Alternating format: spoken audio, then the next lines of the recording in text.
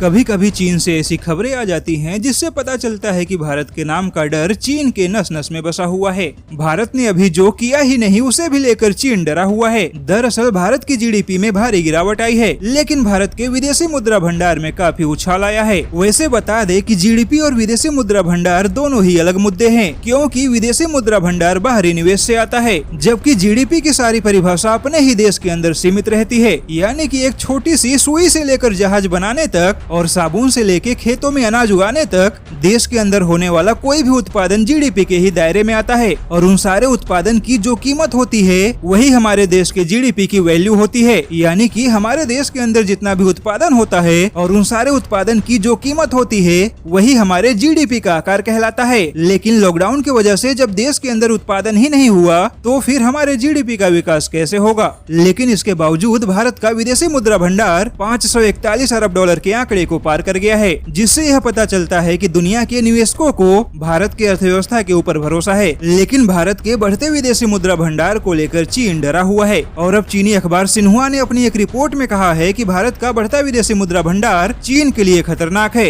क्योंकि भारत के अंदर चीन विरोधी भावना है। ऐसे में भारत अपने विदेशी मुद्रा भंडार का इस्तेमाल अपने हथियारों के जखीरे को बढ़ाने और विदेशी हथियारों को खरीदने पर ज्यादा खर्च करेगा। चीनी अखबार ने कहा है कि अमेरिका में चुनाव खत्म होते ही भारत अमेरिका के साथ बड़े बड़े हथियारों के सौदे करने वाला है, और इसके लिए भारत के पास विदेशी मुद्रा भंडार की कोई कमी नहीं है। अमेरिकी हथियार खरीदने से भारत को यह फायदा होगा कि हथियारों की सप्लाई समय पर होगी, जबकि रूस के हथियार खरीदने से भारत को अमेरिका के दबाव का सामना करना पड़ता है, जिस वजह से रूस और भारत के हथियारों का सौदा समय पर पूरा नहीं हो पाता। अब ऐसे में देखा जाए तो चीन का भारत के प्रति डर ही है कि चीन भारत के बढ़ते विदेशी मुद्रा भंडार को भी अपने लिए खतरा मानने लगा है।